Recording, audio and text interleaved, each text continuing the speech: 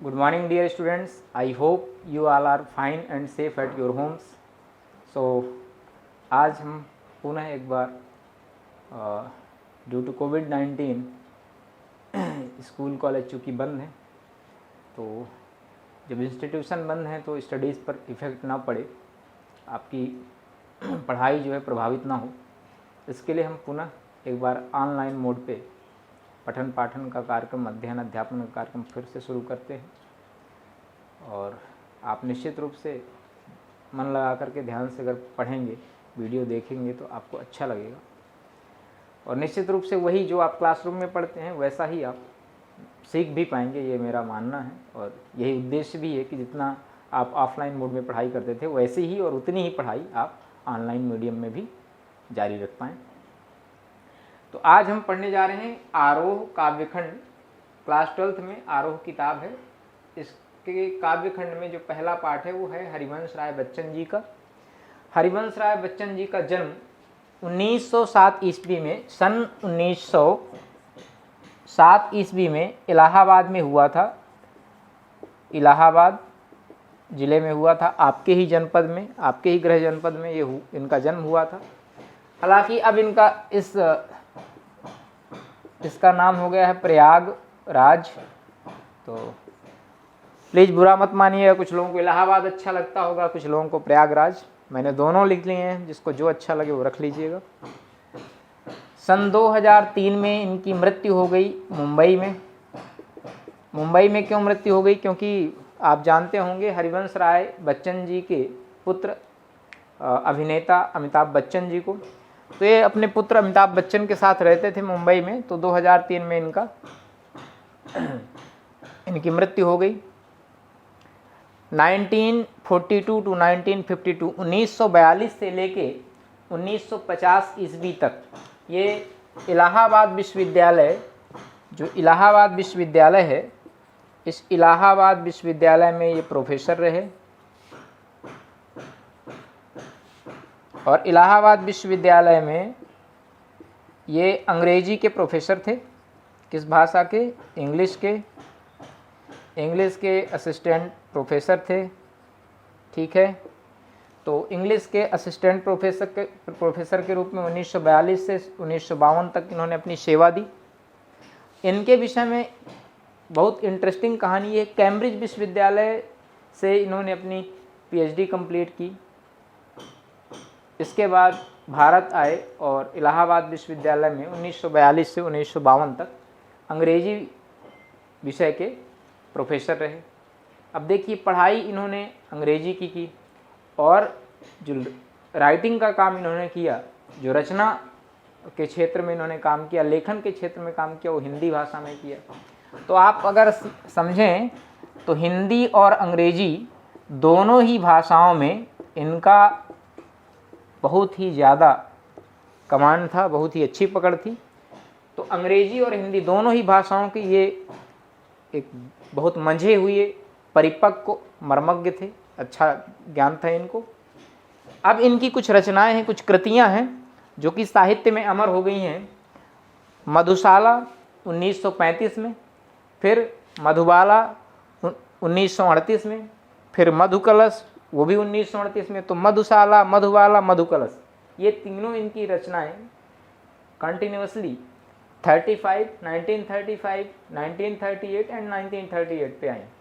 मधुशाला 1935 में जब ये प्रकाशित हुई, उससे पहले इन्होंने हिंदू विश्वविद्यालय, BHU जिसको कहते हैं, वाराणसी हिंदू विश्वविद्यालय, वहाँ के सेंट्रल हॉल में पहली बार इन्होंने मधुशाला कविता को गाया था, वाचन किया था। इसमें 135 रुबाइयाँ हैं और हर 135 रुबाइयों के में अंत में साकी, बाला, मधुशाला ये आता है। फॉर एग्ज़ाम्पल, अलग अलग सब पथ बतलाते राह एक बतलाता हूँ, अलग अलग सब पथ बतलाते राह एक बतलाता हूँ, और इसे पकड़ तू चला चल पा जाएगा मधुशाला, ऐसा कुछ है। मुझे थोड़ा सा मिस हो रहा है। तो कहने का आशय ये है कि इन्होंने जो दर्शन दिया मधुशाला में वाकई कमाल का है। उसका कोई तोड़ नहीं। अभी मैं इस पर मधुशाला और मधुबाला, मधुकलश, इन तीनों पर हालावाद का दर्शन है, क्या फिलॉसफी है हालावाद की, वो भी बताऊंगा आगे। फिर इसके बाद इनकी एक कविता है निशा निमंत्रण, एक रचना है। फिर है एकांत संगीत और आकुल अंतर। ये इनकी कुछ प्रसिद्ध बहुत महत्वपूर्ण कृतियां हैं। हालांकि आपसे सीबीएसई बोर्ड में कभी हरिवंश राय बच्चन का जीवन परिचय नहीं पूछा जाएगा, आपको इनकी कृतियों के बारे में आपको नहीं बताना है, बट फर्दर स्टडीज़ के लिए, आगे के ज्ञान के लिए आपको ये आवश्यक है, इसलिए मैंने बता दिया। अब आगे बात करते हैं कि हरिवंश राय बच्चन जी को हालावाद का जनक कहा जाता है। क्यों कहा जाता है, हालावाद क्या है, ये दोनों बातें भी जान लेना आवश्यक है। आप जब हिंदी पढ़ते हैं एक विषय के रूप में, तो इनको हालावाद का जनक माना जाता है, हालावाद का जनक। ठीक है, मतलब हालावाद क्या है, हाला मतलब शराब, शुरा, मदिरा, हाला मतलब मदिरा। तो एक ऐसा वाद, एक ऐसा विचार इन्होंने प्रस्तुत किया जिसको कहा गया हालावाद। अच्छा, आप सोचिए, मदिरा पी करके, शुरा पी करके, ड्रिंक करके आदमी की क्या स्थिति हो जाती है। पहली चीज़, उसका तंत्रिका तंत्र, नर्वस सिस्टम जो है पूरी तरीके से अच्छे से काम नहीं करता है, सुध बुध नहीं रहती, क्या बोल रहा है, क्या कह रहा है, कहाँ उठ रहा है, कहाँ बैठ रहा है, नहीं पता। मतलब पूरी वो मस्ती में लहराता हुआ, डगमगाता हुआ चला जाता है। तो कहने का आशय ये कि ऐसा इन्होंने ऐसी रचनाएं रची जिसमें मस्ती, जिसमें एक बेसुध स्वच्छंदता,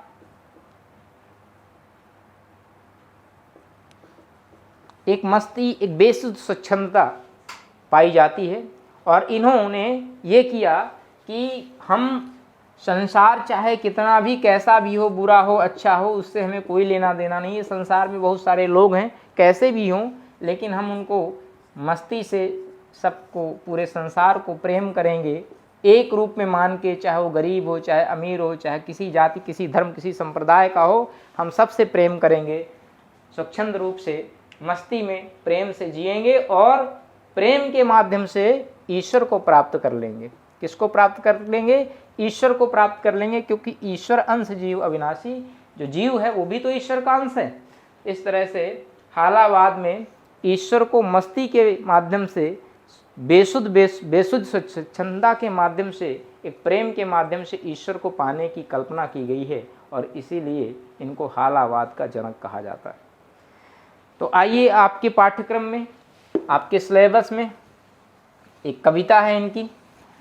पहला है आत्म परिचय और दूसरी कविता है इनकी दिन जल्दी जल्दी ढलता है। आत्म परिचय, आत्म मतलब अपना, परिचय मतलब परिचय, तो अपने बारे में जो इंट्रोडक्शन दे, ऐसी कविता। तो यूँ आप कह सकते हैं कि ये पहली कविता में है, हरिवंश राय बच्चन ने अपने बारे में थोड़ा सा एक इंट्रो दिया है, संक्षिप्त। दूसरी कविता है दिन जल्दी जल्दी ढलता है, दिन कैसे अस्त होता है, सूर्यास्त होता है, तो फिर क्या चीज़ें होती हैं, उसके पीछे क्या है। तो ये दो कविताएं हैं, हम पढ़ते हैं। तो सबसे पहली कविता है आत्म परिचय, अपने बारे में अपना परिचय देते हैं हरिवंश राय बच्चन कि वो क्या हैं और दुनिया क्या है, दुनिया से उनके संबंध कैसे हैं और वो कैसे उन संबंधों का निर्वहन करते हैं। तो मैं जगजीवन का भार लिए फिरता हूँ, मैं जगजीवन का भार लिए फिरता हूँ, फिर भी जीवन में प्यार लिए फिरता हूँ, कर दिया किसी ने छूकर, कर दिया किसी ने झंकर जिनको छूकर, मैं बिगड़ा के वो दो तार लिए फिरता हूँ। अब बात करते हैं, हरिवंश राय बच्चन जी कहते हैं कि मैं जगजीवन का भार लिए फिरता हूँ, मैं इस संसार का एक भार लिए फिरता हूँ। कैसा भार, इस जगजीवन में, इस संसार में भार लिए फिरते हैं, किसका, सांसारिक रिश्तों का। संसार के साथ कवि का नाता कैसा है, अंतर्द्वंद का। ये संसार है, मान लीजिए, है ना, ये समाज है, ये संसार है, और संसार में रहने वाले जो लोग हैं उनके बीच हरिवंश राय बच्चन जी का जो जीवन है, जो जीवन में उनके संबंध हैं, जो रिलेशंस हैं, जो संबंध हैं, वो कैसे हैं? बहुत उनमें अप डाउन्स हैं, उनमें बहुत अंतर्द्वंद हैं, बहुत मतभेद हैं, एक दूसरे से काफ़ी विपरीत हैं, दोनों के संबंध अच्छे नहीं हैं। संसार के और हरिवंश राय बच्चन जी के विचारों में और उन बहुत अंतर है, इसीलिए उनके संबंध अंतर्द्वंद के संबंध हैं। उनके संबंध क्या है? अंतर्द्वंद के संबंध हैं, विरोधी संबंध हैं, एक दूसरे के से कंट्राडक्टरी संबंध, एक दूसरे से काफ़ी विरोधाभास है। तो यद्यपि इस संसार में कवि का, हरिवंश राय बच्चन जी का और इस समाज में, संसार में रहने वाले लोगों का जो संबंध है बहुत प्रेम पूर्वक नहीं है, कटुतापूर्ण है, अंतर विरोधों, अंतर्द्वंद्वों से भरपूर है, लेकिन फिर भी वो इस संसार से प्यार करते हैं और यहाँ के लोगों से प्यार करते हैं, सांसारिक लोगों से प्रेम करते हैं, उसको निभाते हैं, निर्वाह करते हैं।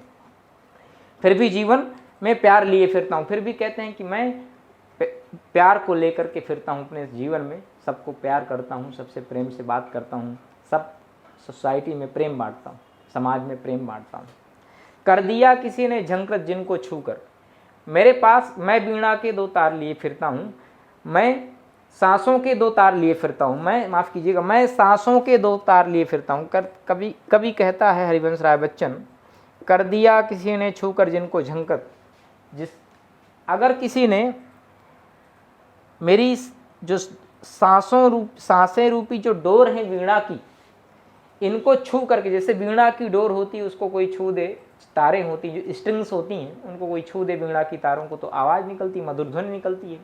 तो कवि कहता है हरिवंश राय बच्चन कि मेरी सांसें वीणा की 2 तार हैं, अगर किसी ने इनको प्रेम से छू दिया तो इनसे एक मधुर संगीत निकलता है, प्रस्फुटित होता है। अगर किसी ने इनको प्रेम से छुआ तो बहुत ही मधुर, बहुत ही मीठा सा संगीत इससे प्रस्फुटित होने लगता है, निकलने लगता है। तो मेरे पास कहने का आशय मधुरता, प्रेम और स्वीटनेस ही है, मीठापन ही मेरे अंदर भरा है, जिसको अगर संसार में किसी भी व्यक्ति ने प्रेम से छू दिया, झंकृत कर दिया इनको, तो एक मधुर ध्वनि निकलती है, एक मधुर ध्वनि, एक मधुर संगीत प्रस्फुटित होता है। और अगर आप इन वीणा की तारों को झटके से खींचें तो टूट जाएंगी और वीणा बेकार हो जाएगी, किसी काम की नहीं रह जाएगी। कभी भी कहते हैं कि मेरा जीवन वीणा की तरह है, जैसे वीणा की तार होती हैं, उनको प्रेम से अगर कोई स्ट्रिंग को, उन तारों को छू देता है तो मधुर ध्वनि निकलती है। तो मेरी सांसें रूपी जो वीणा की तार हैं, इनको किसी ने प्रेम से छू दिया था, जिसकी मधुर ध्वनि आज भी झंकृत हो रही है, आज भी मधुर ध्वनि प्रस्फुटित हो रही है, एक मीठा सा संगीत आज भी निकल रहा है। मैं स्नेह सुरा का पान किया करता हूँ, मैं कभी न जग का ध्यान किया करता हूँ, जग पूछ रहा उनको जो जग की गाते, मैं अपने मन की का गान किया करता हूँ। अब कवि कह रहा है कि जग का और उसका, संसार का, उसका संबंध कैसा है, फिर से कि मैं स्नेह सुरा का पान किया करता हूँ, मैं प्रेम रूपी सुरा, प्रेम रूपी मदिरा, हालावाद की बात हो रही, मैं प्रेम रूपी मदिरा का पान करता हूँ, मैं प्रेम को एक एक घूंट करके पीता रहता हूँ, और मैं ऐसी प्रेम की इस मदिरा का जब पान करता हूँ तो मैं मस्त हो जाता हूँ, और मस्ती से, बेसुध स्वच्छंदता से इस संपूर्ण संसार को प्रेम करता हूँ।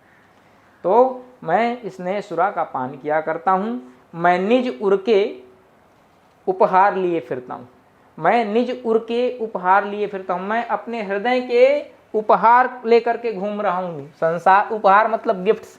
अब आप देखिए ध्यान से, जो उपहार होते हैं, उपहार जिनको आप अंग्रेजी में कहते हो ना गिफ्ट, तो आप गिफ्ट किसे देते हो? जो अपने लोग होते हैं। क्यों देते हो? भाई कोई अच्छा काम हुआ कहीं पर, या आप किसी का जन्मदिन है, कहीं जाते हैं, आप उनको शुभकामनाएं देते हैं और आप उनके लिए शुभकामनाएं करते हैं, वेल विशेज उनके लिए करते हैं, प्रे करते हैं गॉड से, और उनको गिफ्ट देते हैं। तो कवि क्या कह रहा है हरिवंश राय बच्चन कि ये संसार मेरे लिए, हालांकि मेरे और इसके बीच काफ़ी अंतर्द्वंद हैं, काफ़ी विरोधाभास हैं, लेकिन फिर भी मैं इस संसार को अपने हृदय के उपहार अर्थात गिफ्ट बहुत शुभ कामनाओं के साथ देने के लिए फिरता रहता हूँ। अर्थात मेरे अंदर, मेरे इस हृदय में जो प्रेम रूपी उपहार समाया हुआ है, जो मीठापन, जो प्रेम है इस संसार को देने के लिए, मैं उसको दिल खोल करके अपने हाथों से प्रेम लुटाता हूँ, प्रेम के गिफ्ट, प्रेम के उपहार लुटाता हूँ इस संसार पर, लिए फिरता हूँ। और मैं कभी ना जग का ध्यान किया करता हूँ, मैं संसार का ध्यान नहीं करता हूँ कि संसार मेरे लिए क्या किया, संसार ने मेरे लिए क्या किया। मैं स्नेह सुरा का पान किया करता हूँ, मैं कभी न जग का ध्यान किया करता हूँ। जग पूछ रहा उनको जो जग की गाते, मैं अपने मन का गान की। ये संसार उनको, मैं इस तरह से मैं संसार का ध्यान नहीं करता हूँ। जब मैं प्रेम लुटाता हूँ तो मैं संसार का ध्यान नहीं करता हूँ कि संसार ने मेरे लिए क्या किया। मैं स्नेह सुरा का पान किया करता हूँ, मैं कभी न जग का ध्यान किया करता हूँ। जग पूछ रहा है उनको जो जग की गाते। संसार उन्हीं को पूछता है, ये समाज उन्हीं को पूछता है, उन्हीं को सम्मान देता है, उन्हीं को तरजीह देता है, उन्हीं को प्रायोरिटी देता है जो उनके मन का या उनके जैसा बोलते हो। अगर आपके मेरे विचार मैच नहीं करते तो आप मुझको बिल्कुल सम्मान नहीं देंगे। तो सम्मान आप किसे देंगे? जिससे आपके व्यूज़, आपके विचार मिलते हो, जो आपकी हाँ में हाँ बोले। अगर हम आपकी हाँ में हाँ नहीं बोलते हैं तो मैं आपका विरोधी हो जाऊंगा, है ना। आप मुझे प्रेम और सम्मान नहीं देंगे।